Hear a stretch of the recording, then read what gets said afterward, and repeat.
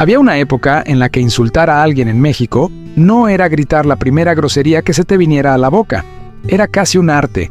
Una palabra bien elegida podía desnudar tu clase social, tu falta de modales o tu cobardía en una sola sílaba, sin necesidad de subir la voz.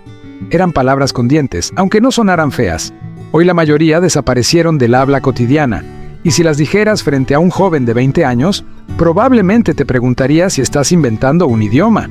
Estas son las 10 palabras mexicanas de antes que ya casi nadie recuerda, ni usa, aunque los tipos de persona que describían siguen caminando entre nosotros, solo que ahora sin nombre. 10. Lagartijo. A principios del siglo XX, si en la Ciudad de México alguien te llamaba lagartijo, te estaba dando una clase completa sobre quién eras y de dónde venías. El lagartijo era el joven acomodado que se paseaba por Paseo de la Reforma con el sombrero ladeado, sin ninguna prisa, viendo pasar el mundo como si fuera un espectáculo montado para él. No trabajaba, no producía, solo existía con una tranquilidad que el resto de la ciudad, la que sí se rompía el lomo todos los días, no se podía permitir. El insulto venía directamente del reptil que se tiende al sol sobre una piedra caliente sin moverse. Llamarle lagartijo a alguien era decirle, con elegancia, que era un adorno con buena ropa. Hoy nadie usa la palabra, pero el personaje que describía nunca se fue del todo, solo cambió de traje. Nube, fufurufo. Esta palabra ya suena a lo que significa antes de que la termines de decir. El fufurufo era el que llegaba a la fiesta del barrio y trataba a todo mundo con condescendencia, convencido de que su apellido, su ropa o su origen lo colocaban un escalón arriba de los demás. No era un insulto grosero, era más fino que eso. Tenía ironía. Cuando alguien te decía fufurufo, en realidad te estaba diciendo te estoy viendo y lo que veo no me impresiona. Las señoras de los años 50 y 60 la usaban con una maestría particular, casi siempre acompañada de una sonrisa de lado. ¡Ay! Ese sí que es muy fufurufo, decían. Y con esa sola frase quedaba resuelto el juicio social de toda una tarde. 8. Cahuengue. Esta ya casi nadie la reconoce, y muchos ni siquiera saben cómo pronunciarla al primer intento. El cahuengue era el cobarde, pero no cualquier cobarde. Era el que prometía, aseguraba, juraba, y luego desaparecía justo cuando más se le necesitaba. No hablamos solo de miedo físico, sino de una cobardía moral, la del que nunca daba la cara, la del que hablaba a tus espaldas pero jamás sostenía lo que decía frente a frente. En las vecindades de la Ciudad de México de los años 40 y 50, decirle cahuengue a un hombre era casi un desafío formal, algo que exigía una respuesta inmediata, porque ponía en duda su palabra delante de todos. El origen exacto de la palabra sigue sin estar del todo claro para los lingüistas, lo cual la hace todavía más curiosa. Lo que sí sabemos es que la cobardía nunca desapareció. Solo se quedó sin el nombre que la definía con esa precisión tan brutal. 7. Malandrín. Esta viene de mucho más lejos de lo que uno imaginaría. Su raíz está en el italiano medieval malandrino, que originalmente describía al vagabundo peligroso que asaltaba a los viajeros en los caminos. Para cuando llegó a México y se instaló en el habla popular del siglo XX, ya había perdido buena parte de esa amenaza original y se usaba más como un insulto genérico contra el tramposo, el mentiroso, el de malos modos. El malandrín no necesariamente te asaltaba en un camino solitario, pero te hacía trampa en un negocio, te sonreía de frente y te fallaba por la espalda. Los abuelos la usaban tanto como sustantivo como adjetivo. Ese malandrín. ¿Qué cosa tan malandrina hiciste? Tenía una musicalidad casi de cuento de caballería que hacía que hasta el regaño sonara con cierto encanto. 6. Mequetrefe. Llegó de España, pero México la adoptó con gusto y la afinó todavía más. El mequetrefe era el que hablaba mucho, se movía mucho, aparentaba mucho y al final no producía absolutamente nada. El que llegaba tarde a la reunión hacía más ruido que todos los demás juntos y se iba primero sin haber resuelto un solo asunto. En las vecindades de la primera mitad del siglo XX, llamarle mequetrefe a alguien era casi una sentencia, porque le decías algo peor que peligroso, le decías inútil. Un hombre sin peso, un bulto con voz. Y lo interesante es que quienes más la usaban no la gritaban. La soltaban bajito, casi de costado, y eso, paradójicamente, la volvía mucho más certera. Si estás disfrutando este recorrido por las palabras que hablaban nuestros abuelos, un me gusta ayuda muchísimo a que más gente descubra estas historias del México de antes. 5. Barbajana. Esta también vino de España, y México, como con tantas otras cosas, la mejoró en el camino. El barbajana no era el violento ni el agresivo, era el bruto específico, el que no tenía fineza, el que comía con la boca abierta, el que interrumpía una conversación sin siquiera notarlo, el que en cualquier reunión se comportaba como un elefante dentro de una cristalería. No era el insulto más duro del repertorio, pero tenía algo que los demás no tenían, era educativo. Cuando alguien te llamaba barbajana, en realidad te estaba explicando en qué estabas fallando. Las madres se lo decían a sus hijos, los maestros a sus alumnos. Era un insulto con función correctiva, algo que hoy suena casi extraño, porque parece que ya nadie quiere corregir a nadie, pero los barbajanas, eso sí, nunca dejaron de existir. 4. Lagarta. No confundas esta palabra con el femenino de lagartijo, porque no tienen absolutamente nada que ver.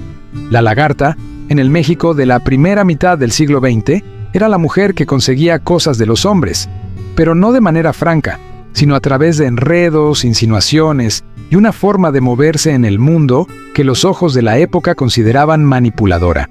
Hay que decirlo sin rodeos, el insulto cargaba una buena dosis de machismo, porque en aquellos años, cualquier mujer que supiera exactamente lo que quería, y además lo consiguiera por sus propios medios, quedaba automáticamente bajo sospecha.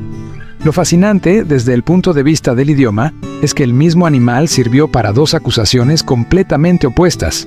El lagartijo tomaba el sol sin hacer nada. La lagarta, según sus acusadores, hacía demasiado. Ambos insultos, en el fondo, se los llevaba a quien no encajaba en lo que la sociedad esperaba de él o de ella. 3. Pelado. Aquí hay que detenerse un momento, porque esta no es solamente una grosería, es prácticamente un concepto filosófico mexicano con su propio libro. El filósofo Samuel Ramos, de la entonces Universidad Nacional de México, le dedicó páginas enteras al pelado en su ensayo Psicoanálisis del Mexicano, publicado en 1934. Lo describió como el hombre urbano y pobre que compensaba su vulnerabilidad con agresividad verbal, un ser que, según sus propias palabras, llevaba el alma al descubierto, mostrando sin disimulo impulsos que otros preferían esconder. Pero antes de que los filósofos lo estudiaran, el pelado ya existía como insulto cotidiano en la calle. Llamarle pelado a alguien en los años 30 o 40 era bajarle la categoría social de golpe, decirle que no tenía modales, que no tenía educación, que literalmente no tenía nada. Y aquí viene la ironía que pocos mencionan. Cantinflas, el comediante más querido del México del siglo XX, construyó toda su carrera interpretando exactamente a ese personaje. El que no tiene nada, pero sobrevive a punta de ingenio y de labia. El insulto se convirtió en identidad nacional, y eso dice más de este país que cualquier ensayo académico. Gata. Este número 2 no es solo una palabra, es un documento social completo. A principios del siglo XX, gata era el insulto que le caía a las trabajadoras domésticas, y venía de una lógica tan simple como cruel. Muchas empleadas del hogar vivían en los cuartos de servicio, ubicados en las azoteas de las casas, y los gatos, como todo mundo sabe, se suben a las azoteas. El insulto lo usaban las clases altas, pero también los jóvenes acomodados, como una forma de marcar distancia y superioridad. Decirle gata a una mujer era, en el fondo, borrarla como persona y reducirla a una categoría.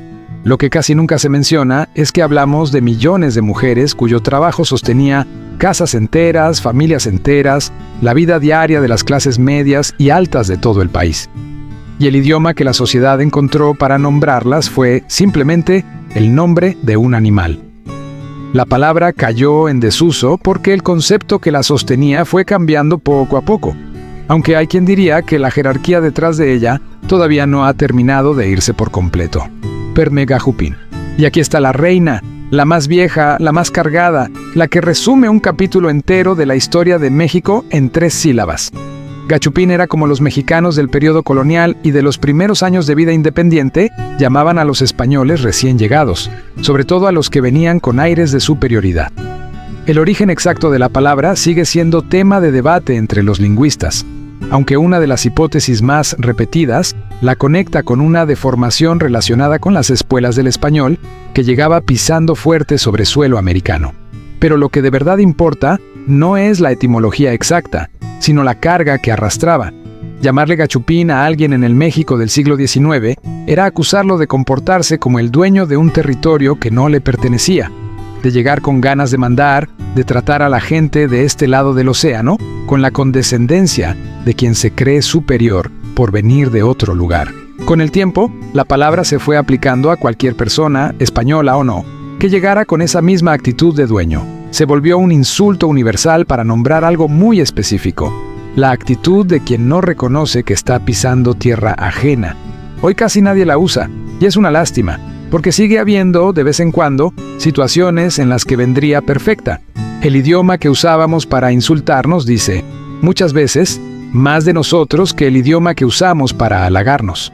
Estas 10 palabras nacieron en vecindades, en mercados, en sobremesas de domingo, y sobrevivieron generación tras generación en la boca de nuestros abuelos, hasta que un día, sin que nadie se diera cuenta, dejamos de decirlas. Los tipos de persona que describían el presumido, el cobarde, el bruto, el que finge ser más de lo que es, siguen aquí, caminando entre nosotros. Lo único que perdimos fue la precisión para nombrarlos. Si te encontraste con alguna de estas palabras en boca de tu abuela, de tu abuelo o de alguien de tu familia que ya no está para contarlo, cuéntanoslo en los comentarios, porque leerlos es una de las mejores partes de hacer estos videos. Y si te gusta rescatar este tipo de memoria que muchos ya estaban dejando ir, suscríbete a México Mágico, dale like a este video y activa la campanita para que no te pierdas la próxima vez que regresemos al pasado. Porque recordar cómo hablábamos también es una forma de recordar quiénes fuimos.